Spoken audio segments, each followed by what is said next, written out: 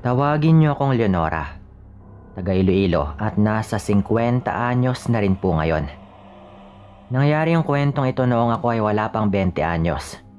Mga nasa 18 o 19 na siguro kung tama yung pagkakatanda ko. Tungkol ito sa karanasan namin sa aswang at may malaking papel yung lola ko sa kwentong ito. Tawagin naman natin si Lola sa pangalang Lola Paula. Mabait po ito sa amin at talagang maasikaso. Madalas kaming pumupunta sa bahay niya at ganoon din naman po ito sa bahay namin. Mga 15 minutong lakaran lang din naman yung distansya ng bahay namin. Nasa isang baryo lang din po kami. Mag-isa na lang din sa buhay si Lola nang mangyari ito dahil wala na rin si Lolo. Itong lola ko ay hindi ordinaryong lola. Kakaiba po ito. Dahil bata pa lang nga po ito ay meron na siyang kaibigang engkanto. Nakakakita din po siya ng mga nilalang na hindi nakikita ng mga ordinaryong tao. Para klaro lang, hindi po siya manggagamot at lalong hindi siya kailanman naging isang albularyo.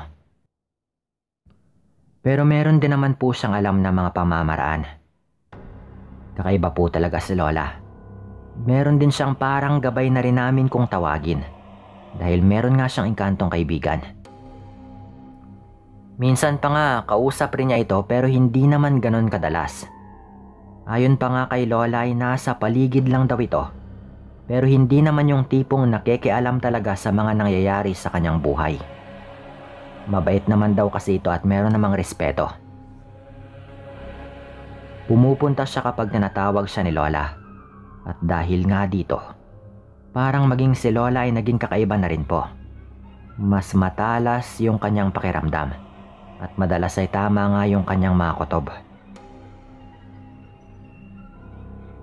Kung may presensya ng ibang nilalang sa paligid, ay talagang nararamdaman din po nito. Hindi na rin nakapagtataka kung buong buhay mo ba naman ay nakakakita ka at nakakausap ng mga kakaibang nilalang. Magugulat na lang kami minsan na biglang magsasalita si Lola na may nakatingin daw sa amin na ibang nilalang. O di kaya naman ay meron daw nakasunod na mga elemento kapag naglalakad kami ng gabi at kasama namin ito. Lapitin din talaga ito lalo at nakakakita nga. Ganon din sa mga aswang. Marami na ring pagkakataon na may umaali-aligid na aswang sa bahay namin noong nagbubuntis yung nanay ko sa nakababata kong kapatid. Nagugulat na lang din po kami noon na bigla-biglang sumisigaw si Lola na pinapaalis niya nga yung aswang na nasa labas umano ng bahay. Minsan pa ilalabas ito at bigla na lang naming maririnig na may biglang lumilipad o biglang humuhuni. Yung wakwak o tiktik sabay alis na rin. May mga tao rin siyang pinapaiwasan sa amin noon dahil delikado raw para sa aming mga bata. Alam na rin namin na baka mga aswang yung mga taong yon, kaya't ginagawa na lang din namin yung kanyang mga bilin. Hanggang isang araw, nagpaalam si Lola na magbabakasyon daw muna ng mga isang buwan doon sa tiyahin namin na sa Kapis na nga naninirahan. Doon daw muna siya mananatili dahil kabuhanan na nga nito. At gusto nga raw ni tita na doon din muna si Lola. Natuwa naman din kami noon dahil kahit papano may iba namang magagawa si Lola at makakasama din niya yung tiyahin namin.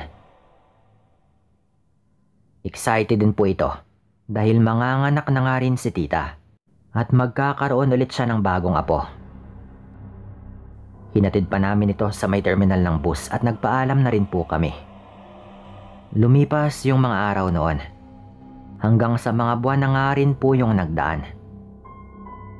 Nanganak na rin yung tiyahin ko pero hindi pa rin bumabalik si Lola. Mukhang na-enjoy nga po nito yung pananatili doon ng mga oras na yon kasama nga yung kanyang bagong apo. Madalas na rin namin siyang pag-usapan noon. Dahil mga 6 na buwan mahigit na rin po yata na hindi pa siya nakakabalik. Namimiss na rin namin ito Lalo pa nga yung mga luto nito na talaga namang masarap. Iba rin talaga yung kalinga at pagmamahal ng isang lola sa kanyang mga apo. Naisipan pa nga namin noon na baka magbakasyon na lang din doon sa Capiz. Mga 2 oras lang din naman na biyahe. Pero abala din kami sa bahay at may nobyo na rin po ako noon na madalas ko rin kasama.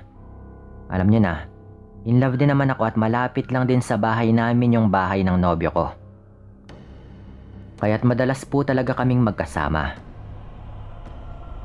Dumating din noon yung lola nito, galing pang Mindanao, na madalas rin ngang bumibisita sa bahay. Natuwa naman kami dahil parang siya muna yung pansamantalang pumalit kay lola. Tawagin naman po natin itong lola ng nobyo ko sa pangalang Lola Maria. At ang nobyo ko naman ay tawagin po nating Junie. Mabait naman sila pareho kaya welcome na welcome sila sa bahay namin. Isang hapon po noon, mga bandang 4:00 siguro, nagulat kami dahil naghatid nga po ng pagkain itong si Lola Maria. Nagluto daw siya at binigyan nga niya kami para ulamin daw namin sa hapunan. Tinanggap naman agad yun ni nanay. At nagpasalamat din kami sabay tinabi na nga muna namin dahil maaga pa naman. Pagkatapos po nun, agad naman itong nagpaalam at makailang ulit pa nitong sinabi sa akin na kumain daw ako doon sa kanyang dinalang ulam dahil masarap daw yon. Tumango lang ako noon at pinagmasdan siyang naglalakad na rin palayo. Hindi naman niya kasama yung nobyo ko noon dahil may mahalaga itong pinuntahan kasama yung kanyang ama. At maagang maaga pa raw kinabukasan sila makakabalik. Mga 30 minutos siguro yung nagdaan pagkatapos nun. Nagulat kami na may biglang kumatok at agad naming narinig yung pamilyar na boses na tinatawag nga kami isa-isa. Pagbukas ko ng pinto, walang iba yun kundi si Lola Paula. Nakabalik na rin pala ito galing Capiz at tuwang-tuwa kaming lahat nang makita namin ito. May mga pasalubong pa nga siyang dala noon. At dumiretso daw siya kaagad sa bahay pagka-uwi nito. Hindi na raw siya nagpahatid kina tita dahil kaya naman niyang bumiyahe pa uwi ng mag-isa. Pero yung masayang tagpong yon, parang agarang naputol. Nung pumasok na nga si Lola Paula sa loob ng bahay. Natahimik kasi ito bigla. Tapos ay patingin-tingin sa paligid at sumisingot din na parang may kung ano itong napansin. Bakit po, Lola? Tanong ko naman po noon at agaran niya akong sinenyasan na manahimik. Na parang nais nga nitong hayaan ko muna siya sa kanyang ginagawa. Naglalakad-lakad ito sa loob ng bahay. Tapos ay kinilabutan na nga po kami agad. Nang bigla nitong tinawag yung kanyang gabay. Tapos ilang sandali pa, ay pabulong nga itong tumatango-tango na parang merong kinakausap. Nakanganga lang po kami noon at nag-aantay ng linaw mula kay Lola kung ano nga ba yung nangyayari. Kahit si nanay noon ay ganoon din. Sino ba yung nagpunta dito? Hindi ako pwedeng magkamali. May presensya ng aswang dito sa loob ng bahay ninyo. May aswang na nanggaling mismo dito. Sabi pa ni Lola. Tapos ay naglakad nga siya malapit sa may mesa. Dito. Tumayo pa siya dito kanina lang. Ang lakas ng amoy ng aswang dito. Wika pa nga ni Lola at agaran nga akong kinilabutan dahil sa kinatatayuan nito. Doon nga talaga mismo nakatayo kanina si Lola Maria noong naghatid ito ng ulam. Bukod pa sa katotohanan na siya lang din yung bisita sa bahay nung araw na iyon. Wala nang iba pa. Nagkatinginan na nga po kami noon. Kapag si Lola na nga yung magsabi, ay dapat ka talagang makinig. Natahimik kami noon at hindi makasagot. Dahil Lola rin nga ng nobyo ko yung pinag-uusapan dito. Na nakapalagayan na rin po namin ng loob kahit sa maikling panahon. Ano na? Sino yung nanggaling dito? Wala bang balak sumagot? Tanong pa nga noon ni Lola. Pero natahimik pa rin po kami noon. Ikaw, Leonora, sagutin mo ako. At baka akala mo hindi ko alam yung nangyayari sa'yo. Wika pa noon ni Lola na parang merong pinapahiwatig. Pero bago pa man niya masundan yung kanyang sasabihin, ay sinabi ko na rin sa kanya. Ipinaliwanag ko rin kung sino ito upang maintindihan ni Lola ng lubusan kung bakit nga naroon yung matanda sa bahay namin. Ganoon ba? Lola pala ng nobyo mo na bagong salta lang din dito. Wika pa ni Lola Paula sabay kuha nung inihatid na ulam ng matanda. Pinatapo niya po yun sa kapatid ko. Sabay hinila niya nga ako sa tabi para kami lang dalawa yung mag-usap. Bakit po, Lola? Tanong ko naman po noon.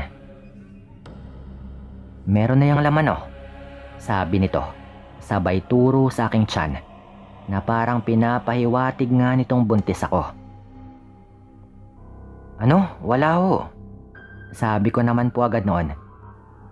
Pero doon ko din napagtanto na hindi pa nga ako nadadatnan at may nangyari na rin kasi sa amin ng aking nobyo.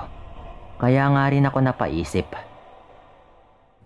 Kung ako lang o ikaw, baka mahirap magsalita agad kung buntis ka ba po. Pero yun nga yung sabi ng kaibigan ko. Panay daw yung pagbisita dito ng lola ng nobyo mo dahil buntis ka na rin. Ako na mismo yung magsasalita. Pasensya na at baka mahirapan kang tanggapin, pero delikado yung lola ng nobyo mo. Isa yung aswang. Pagpasok ko pa lang sa bahay, amoy na amoy ko na yung kanyang presensya dito. At hindi lamang yon, parang kahit saang sulok ng bahay ninyo ay napuntahan na rin ng matanda. Hindi ako pwedeng magkamali. At nung tinanong ko yung kaibigan kong engkanto, kumpirmado apo. Kaya pala hindi ako mapakali doon sa kapis. Kaya umuwi na lang ako ngayon. Ganito na pala yung nangyayari dito. Nakuha na pala ng aswang yung loob ninyo. At lola pa mismo ng tatay ng magiging anak mo. Mahirap to, apo. Mahirap to. Problema to, apo. Sabi pa noon ng lola ko. At agaran nga po naming ipinaliwanag sa aming pamilya yung sitwasyon. Sinabi na namin na baka nagdadalang tao na nga ako. At medyo matagal rin po yung aming naging usapan na inaabot na nga rin po kami ng dilim. Tuloy-tuloy pa yung usapan nang bigla na naman kaming pinatigil ni Lola. Napatingin pa sa ibabaw ng kisame si Lola noon at napakamot ng kanyang ulo. Nako, paparating daw siya. Yung lola ng nobyo mo. Wika pa nga ni Lola noon na alam na nga namin na nalaman niyang merong paparating dahil na rin sa tulong ng kanyang gabay. Ilang sandali nga ay merong kumakatok sa pinto. Boses agad ni Lola Maria yung bumungad sa amin noon. Nagkatinginan pa nga kami noon at napatingin kaming lahat kay Lola Paula kung ano nga ba yung kanyang gagawin. Pagbuksan mo, bisita ninyo yan, di ba? Sabi lang noon ni Lola Paula na talagang kalmado lang din. Nanginginig naman yung kamay ko noon nung pinagbuksan ko nga yung pinto. Pagbukas ko, ay parang nagtama agad yung mata ni Lola Paula at ng bagong kaibigan mo. Nagkatitigan nga agad sila at naramdaman ko rin yung tensyon sa kanilang dalawa. Natigilan pa si Lola Maria sandali noon. Pasok ka. Ako nga pala yung lola nitong si Leonora. Ikaw na malamang yung lola ng kanyang nobyo. Halika, maghapunan muna tayo. Sabi pa nga noon ni Lola Paula. At sinakyan na lang din namin yung mga nangyayari. Naghanda na lang din kami ng hapunan. Napansin ko rin agad na hinahanap ni Lola Maria ang ibinigay po nitong ulam lalo at wala nga yun sa mesa. Pero hindi naman ito nagtanong. Habang kumakain ay nararamdaman ko na talagang may hindi magandang mangyayari. Matalim na yung titig noon ni Lola Maria kay Lola Paula. Naanimoy nagpapakiramdaman silang dalawa. Hanggang sa may mga binubulong na nga si Lola Paula habang kami naman ay kumakain. Ako lang din halos yung nakakarinig nun dahil katabi nga ako ni Lola Paula. Bulong siya ng bulong ng kung ano-ano na hindi ko gaanong maulinigan. At baka kahit malinaw ko pang marinig ay hindi ko rin maintindihan yung mga salita. Hanggang sa biglang binitawan ni Lola Maria ang kutsara niyang hawak, sabay binagsak yung kanyang kamay sa mesa. May kalakasan din po yon. "Anong ginagawa mo, tanda?" sabi nito sa lola ko. Galit na galit po siya na nag-aangil na rin po noon. Hindi siya pinansin ni Lola at tuloy lang po ito sa kanyang mga inuusal na mga salita. Hanggang sa biglang nagkamot sa katawan niya si Lola Maria. Animoy naiinitan.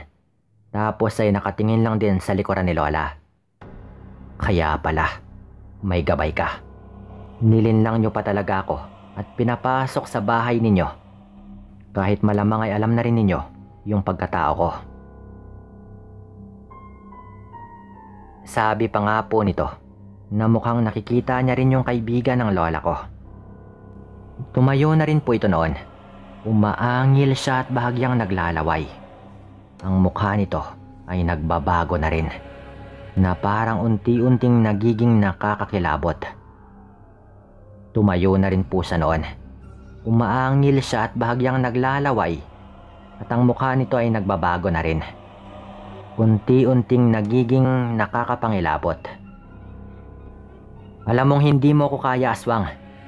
Kaya kitang patayin kahit dito pa man mismo. At kung magpupumilit ka na maging agresibo sa harap mismo ng aking mga apo, binabalaan kita. Babalandra yung katawan mo sa pamamahay na ito kung magpumilit ka pa rin na pumasok dito." Sambit pa nga ni Lola. Sabay nag-usal ulit ng mga orasyon. Doon na nga napapatras na rin yung aswang noon. Tinatakpan nito yung kanyang tenga habang umaangil na animoy ayaw niyang marinig yung pinagsasabi ng lola ko. Napapasigaw na rin po ito. "Tigilan mo yan! Alis na ako dito!"